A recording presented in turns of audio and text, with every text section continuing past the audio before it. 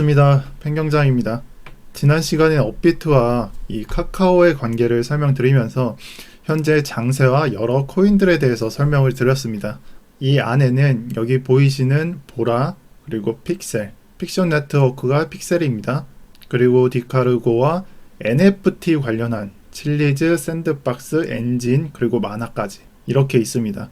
제가 영상에서 말씀을 드리면서 1차적으로 설명을 드렸지만 이 안에 있는 내용까지는 시간이 부족해서 말씀을 못 드렸었는데 오늘은 좀 자세하게 다뤄보려고 합니다. 사실 현재 장세가 비트코인과 이더리움 그리고 메이저 장세가 아닌 이 완벽하게 마이너한 코인들, 마이너 코인 장세로 흘러가고 있기 때문에 아마 여러분들도 영상 시청하시고 나면 이러한 마이너 코인 잡코인들의 순환이 이해가 가실 겁니다.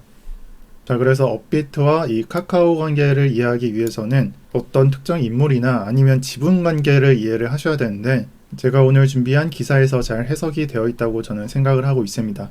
여기에서 이상호 전 카카오엠 기타 비상임 이사가 주요 역할을 하는 것으로 보인다. 그리고 카카오가 투자한 이런 두나무의 임원으로 활동하면서 양사 간 가교 역할을 담당할 것으로 관측된다라고 말하고 있습니다. 자, 여기서 이상호 전 이사가 중요하다는 걸 말씀드리려고 하는 게 아니라 이 카카오와 두나무 이 둘 사이 간에 이미 인물 관계도는 그 뼛속 깊이 박혀 있다라고 볼 수가 있는 겁니다. 그리고 그 밑으로는 지분 관계에 대해서 잘 나오는데 카카오는 지분을 8%가량 보유하고 있다. 그리고 여기에 추가로 이 자회사가 각각 보유한 지분인 11%와 2%를 포함한다면 실질적으로 카카오는 22%가량 보유하고 있다라고 나오고 있습니다. 실질적으로 이런 기업이 22%를 보유하고 있다는 것은 거의 최대 주주급이나 마찬가지인 거고요. 사실 여기에는 창업자라는 인물이 존재해서 최대 주주는 아니겠지만 그에 걸맞는 지분을 갖고 있음을 알리고 있고요. 이를 알고 있는 카카오는 이 두나무는 단순 투자회사에 불과하다 이렇게 선긋기를 하고 있다고 말하고 있습니다. 그렇게 방어 중이지만 오늘날의 장을 본다면 쉽게 무시 못할 수준임을 알 수 있죠. 자, 이에 따라서 계열사 쪽으로 시선이 향하면서 카카오엔터와 카카오엠이 합병한 이 카카오엠 이쪽으로 시선이 쏠렸고 이 카카오엠이 보유한 이 카카오엠의 픽셀이 급상승한 걸 볼 수 있습니다.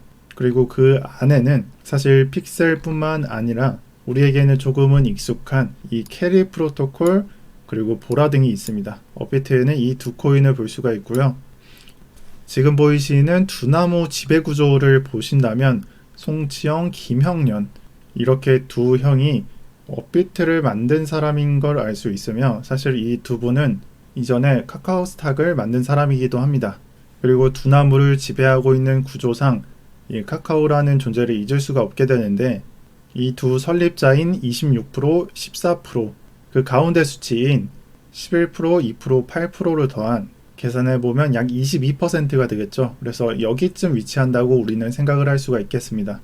자, 이렇게 설명드린다면 최근 2주 동안 진행된 디카르고 보라에 이어서 픽셀이 나오게 되고 그리고 그 다음 나온 람다와 캐리 프로토콜의 상승을 여러분들은 이해하실 수가 있게 되는 겁니다. 이렇게 카카오 쪽이 재밌게 돌아가는 와중에 이 다음 추세에 대해서 말씀을 드리겠습니다. 사실 여기에는 코인에 대해서 나와 있지 않지만 이베이 코리아에 대해서 나와 있습니다.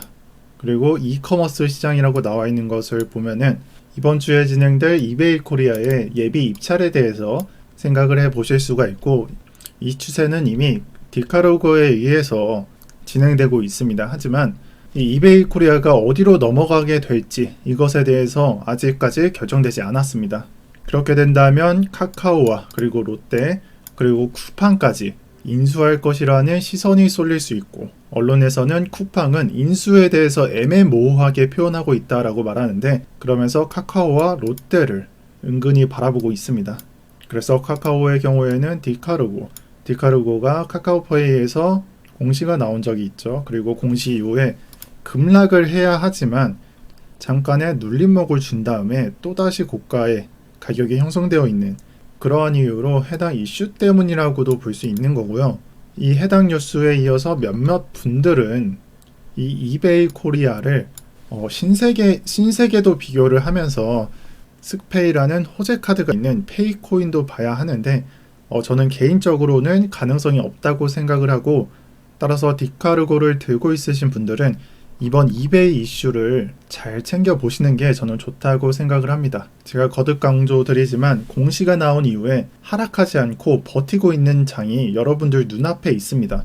보통 잡코인의 공시가 나와서 상승하는 것들은 절반 정도 조정을 보는 게 안전한 생각이라고 하는데, 지금은 그렇지 않고, 그래서 지금 가격이 좀 높다고 무서워하지 마시고 코인이 추구하는 사업 분야를 잘 생각해 보시고, 지금의 비트코인이 일봉으로서 연속적으로 계속 올리고 있는 이러한 상태에서 조정이 오게 되면은 대거 쏠릴 수 있는 그러한 모습이 될 수도 있는 거니까 정말 조심을 하시되, 결국에는 이렇게 말아 올리게 된다면은 우리가 눌림목 매수에 성공하게 되는 거니까 분할 매수로 좀 접근을 하셔서 매매하시는 걸 추천을 드리고요. 이걸 듣고 바로 시장가 매수만 안 하시면 좋겠습니다. 자, 지금 보시는 건 NFT, 이 NFT 관련 코인이고요. 그동안 잠잠했던 모습을 모두 박살내고 강세장의 모멘텀을 모두 가져가고 있습니다. 제가 여기서 말씀드리고 싶은 건 NFT를 늦게나마 이렇게 전달드리는 게 아니라 세타, 칠리즈, 엔진, 그리고 마나, 왁스, 이 밑으로는 이 샌드박스 이렇게 있고, 현재 장세로서 NFT라는 카드는 강력한 호재가 될 수 있음을 뜻합니다. 그래서 불과 몇 시간 전에 플레이 대비 트위터로 공지를 하나 올렸는데 커밍 순이라는 트윗을 날렸습니다. 사실 그 안에는 플레이 대비 기존의 NFT 업데이트 소식을 안고 있어서 그러한 소식을 들고 올 것이다 라는 기대감을 안겼고, 1000원에서 200원대까지 하락을 했지만 또다시 상승을 했습니다. 그러면 이러한 모습을 본다면 추가로 NFT 소식이 나오게 된다면, 다른 코인에 NFT 소식을 담은 공시가 공개된다면 무조건 상승할 수 있다는 말이 되겠죠. 그래서 NFT 소재를 안고 있는 코인이 몇 가지가 남아 있는데, 이건 제가 정리되는 대로 평균정방에 정리해 드리면서 차근차근 올려드릴 예정이고요. 이러한 NFT 소식 말고도 DID와 카카오 관련된 코인들 특히나 잘 주목해 주시길 바랍니다.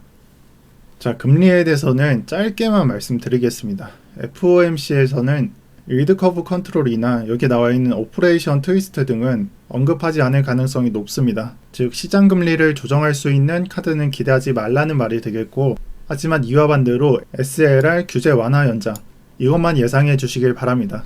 이건 시중은행의 채권 보유를 한계를 두지 않겠다라는 말과 같고요. 시장금리의 조정을 부를 수 있는 카드는 아닙니다. 그리고 파월은 지금의 시장금리 수치를 어느 정도 용인 가능한 수치라고 생각하고 있습니다. 그래서 FOMC 이후에는 증시나 코인이나 조금의 조정은 감소해야 할 것 같다는 생각을 하고 있습니다. 그렇게 짧게만 정리를 해주시고 크게 기대하지 마시길 바랍니다. 자, 비트코인의 도미넌스는 한 달 만에 62% 구간을 넘었습니다.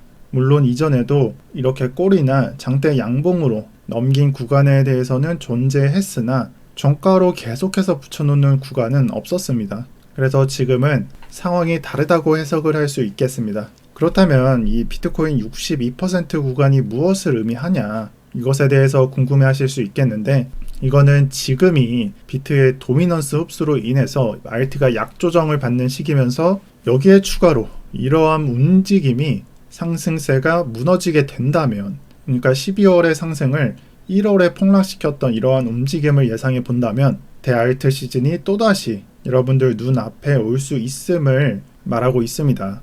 그래서 한마디로 정리하면은 지금 현재는 잡코인들의 장세를 유지하고 있으면서 메이저와 준메이저의 장세가 준비되고 있음을 보여주고 있습니다. 이렇게 두 가지가 공존하고 있다는 말입니다.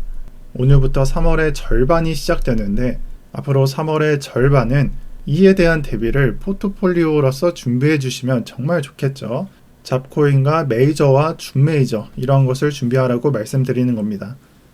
네, 그리고 비트코인에 대해서 테더 차트와 호드 지표 설명드리고 마치도록 하겠습니다. 현재의 가격은 이 상승 추세선 위에 가격을 올려 놓았으며, 저는 이러한 상승 추세선 위의 움직임들은 추후에 조정이 올 확률이 높다라고 늘 말씀을 드리는데요. 지금 보시고 있는 게 1월, 아래 보이시죠? 1월 10일, 그리고 2월의 조정입니다. 그래서 이 위로 올라가게 된다면 또다시 조정이 올 수 있음을 여러분들은 상상할 수가 있겠습니다. 그리고 그 조정폭에 대해서 말씀을 드리면 지금은 고가가 형성이 되어 있지 않습니다. 이 말은 아직 차트가 진행되고 있음을 말하고 있고요. 제가 피보나치 되돌림으로 표현을 해드리자면 2월만 제가 표현을 드리겠습니다.